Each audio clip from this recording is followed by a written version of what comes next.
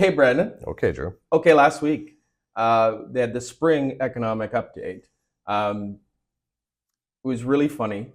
The government was basically patting themselves on the back because the original deficit numbers that they thought last year were just slightly lower, Mhm. and they did. And it wasn't like they cut spending per se. It's just they had this influx of new tax revenue. And they couldn't shovel the planned money out the door. It's also true. But I don't think a lot of folks realize this is that Mark Carney makes Justin Trudeau look like the guy that clipped the coupons. I never thought in a million years that Mark Carney, who's supposed to be this, world-class economist, would be spending more money. Now, I'm not criticizing, the man in terms of his educational background or whoever he is. I'm just simply saying that Justin Trudeau actually had a plan to spend less money.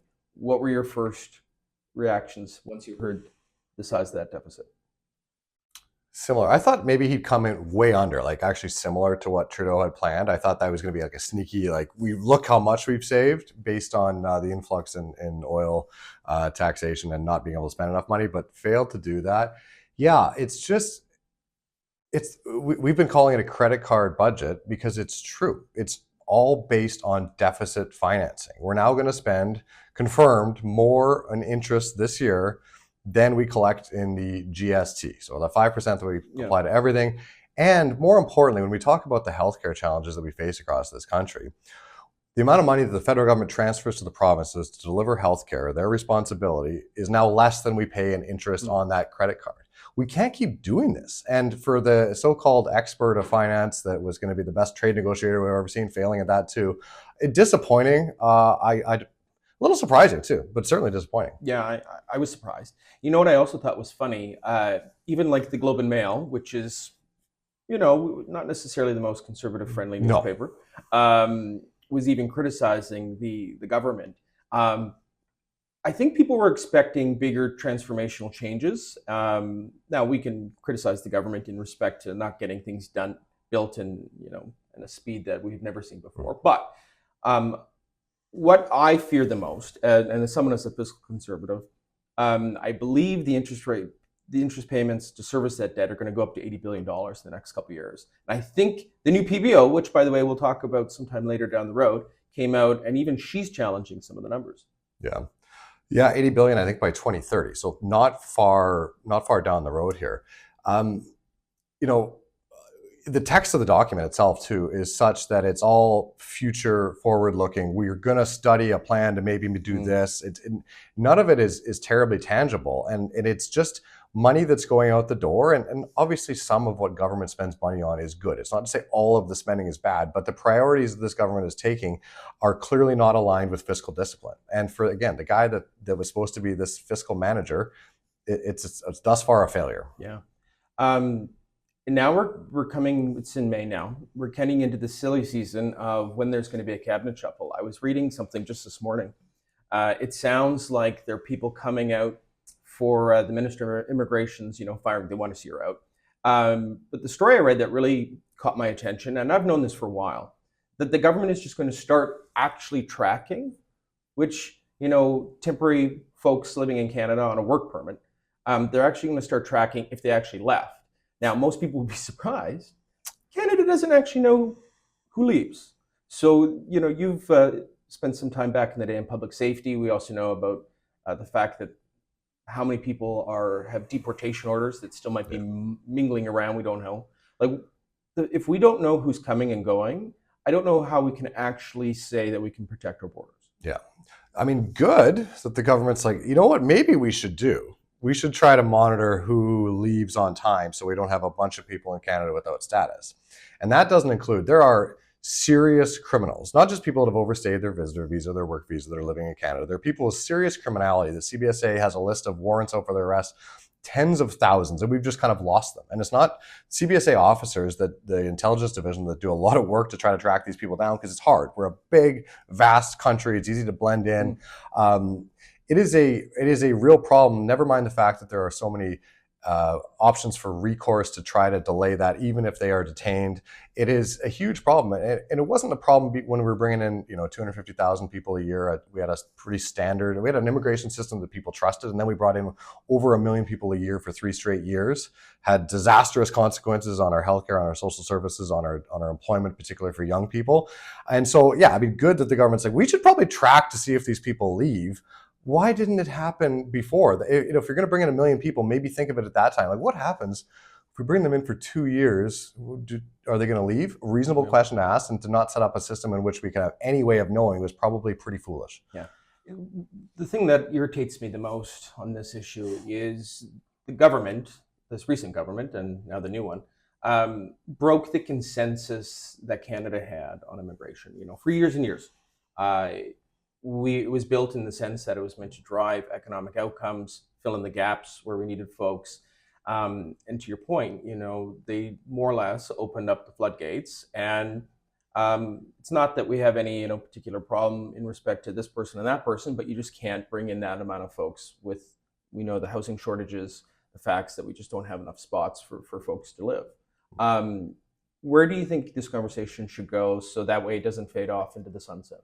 Yeah, I mean, I think it's happening, and I worry about any sort of kind of anti-immigration sentiments that emerge more broadly, because you're right, we had a consensus in this country, whether it be an employer that says, I need certain types of labor that I just can't find here locally. We need to bring people in, whether on a temporary basis or on a skilled trades basis, to fulfill the needs of the economy.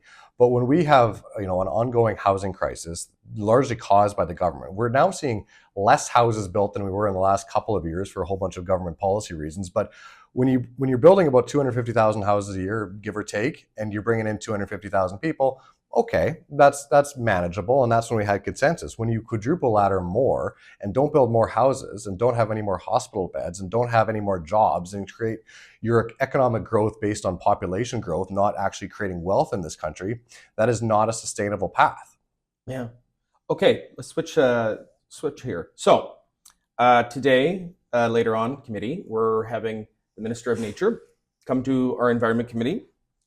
You've been, chatting and working with folks behind the scenes in respect to what our approach as Conservatives should be on conservation. Tell me, from your time with Bob Sopuck, but also just your lived experiences being working on a farm, growing up on a farm, and just knowing folks like this in your background. Give me the big broad strokes on what you think a conservative alternative should be to conservation and nature in this country. Yeah, I'm glad the topic's actually returning a little bit, because for the last decade or so, it was emissions reductions above all else. The biodiversity loss didn't matter, wetland loss didn't matter, conserving fish habitat didn't really matter. It's not to say it didn't matter, because the only people that mattered to throughout that time were the people that live, work, and play on the land. The folks that go volunteer, put hip waders on, and try to restore fish habitat, selfishly in some cases, so the angling community can have a stronger fishery. Like there's often a vested interest. But that's why I would argue that's why it works. Well, that's why it works, and that's why the power should be left to those people. Government should be both talking to them first and supporting them. The more we listen to people in buildings like the ones around this place or in downtown Toronto, where some organization has these lofty ambitions for what should be done to save the environment, talk to the people that live, work, and play in it, the people that actually go out fishing, that go out hunting, that want to see biodiversity literally in their backyard, both for hunting purposes, but because they like nature, they like bird watching, they like what happens on our natural landscapes. And those that live in rural areas, the ones that are actually interacting with nature on a daily basis, not a park in some city, but nature, the landscapes that we need to conserve and protect to make sure that we have, so we're reducing wetland loss and alterations to our landscapes. We can be a tool for good as government, but ultimately it starts with, finishes with, aided by government, those conservation groups, the people that actually care the most about the ground. There's a reason conservative and conservation have the same root word. That is our belief. We should be conserving ideas, but also our environment. We fundamentally believe in protecting our natural landscapes, both for the wealth creation that they offer, the livelihoods that they protect, but the nature that we all love. And so as conservatives, we are strongly supportive of protecting nature, broadly speaking, but the government's announcement is about drawing circles and maps and calling it protected. Like, protected from what? protected from any development you don't want to see. Like, that's ultimately what a lot of this is about. But personally, I'm a firm believer in making sure that we have urban interfaces with nature where people can get out and explore. We have access to our national parks, access to our lakes and rivers for fishing, access to private crown land or public crown land for hunting, and people that just want to get out and enjoy nature. We have such a beautiful country. We should be supporting that. Nature is for people to enjoy, not to have circles drawn on it for people to never access. Bob Sopak would be very happy about that rant. He's looking down right now and he's giving you a thumbs up. Yeah. Okay, so let's my favorite time of the week. Keyboard Ken time. Now, you know what's really funny is Keyboard Ken clearly doesn't actually watch the entire videos, because I think he would have actually commented on this part. Anyway, long story short, you released a really interesting Substack article on if the questions we should be talking about in respect to should minors be banned or regulated in respect to their social media usage. Now, you frame some of the criticisms and some of the questions as, well, as a conservative, meaning you believe in less regulation, smaller government, you don't want big government mucking about in your lives. And he more or less just said, like, well, how dare you as a conservative? If you're a conservative, you're not thinking about, the best plan. But walk me through this. You are conservative. That's how you view the world. Correct. You have these principles. You have these values. This is what people sent you here. Why should anybody expect you to do anything different? And isn't that exactly what your job is? To represent your constituents the way you said?